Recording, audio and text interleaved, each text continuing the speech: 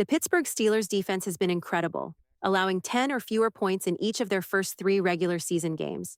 The last time the Steelers accomplished this was back in 1973 during the famous Steel Curtain era. Led by T.J. Watt, the Steelers' defense has been nearly perfect. Their secondary has been solid, hardly giving up any big plays. Alex Highsmith has also been outstanding, and the addition of Patrick Queen has made a huge difference. For years, linebacker was the one weak spot, but now that's been fixed.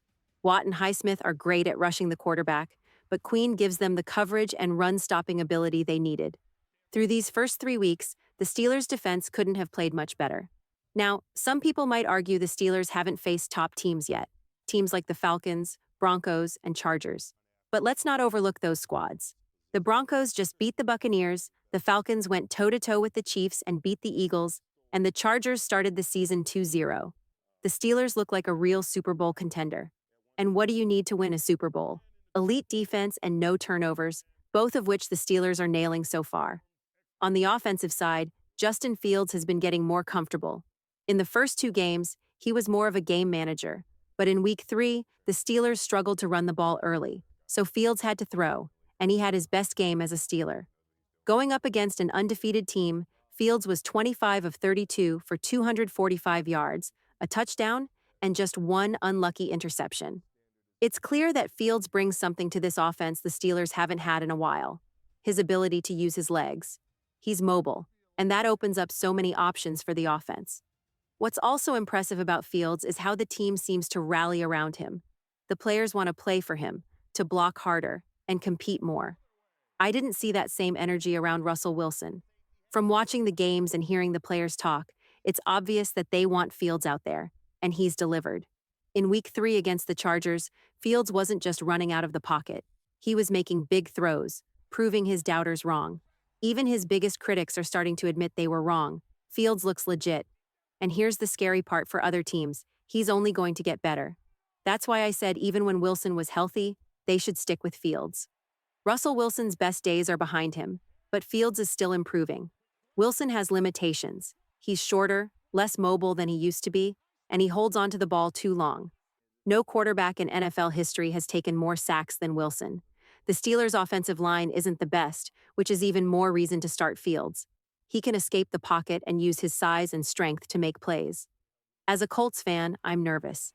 Our team is going up against a historic Steelers defense and a confident quarterback. We have young talent, but the Steelers are 3-0, and their confidence is through the roof.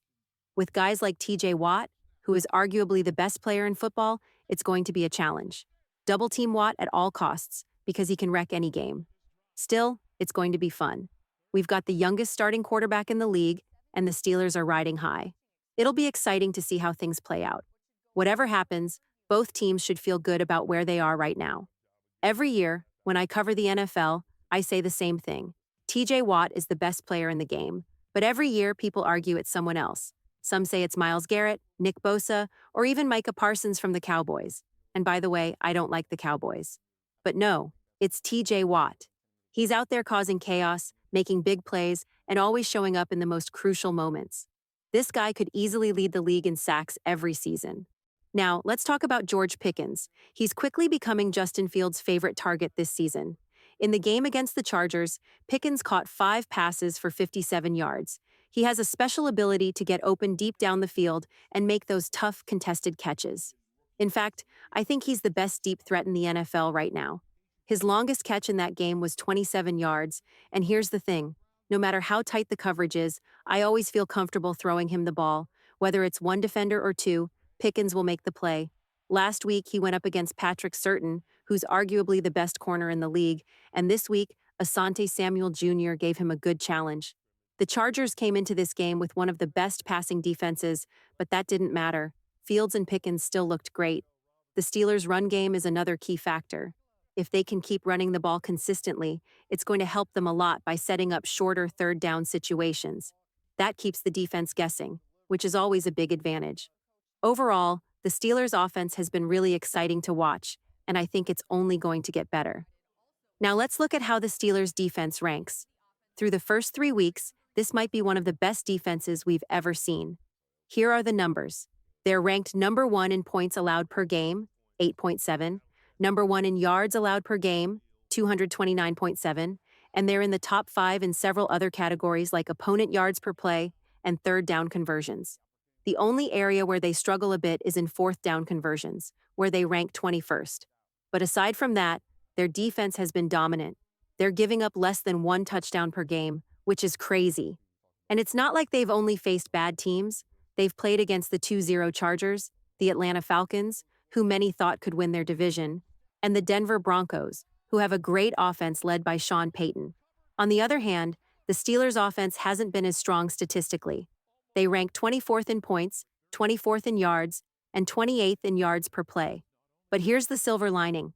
They're ranked 7th in third down conversions at 43.1%. That's a huge stat because being great on third down can make up for a lot of other weaknesses. Fields had a tough time on third downs when he was in Chicago, so it's good to see this improvement with the Steelers. Plus, the offense is only going to get better. It's a marathon, not a sprint. The first two games weren't great for the Steelers' offense. They only scored one touchdown. But something clicked in the second half of their Week 3 game. They racked up 272 yards in the second half after only having 74 yards in the first half.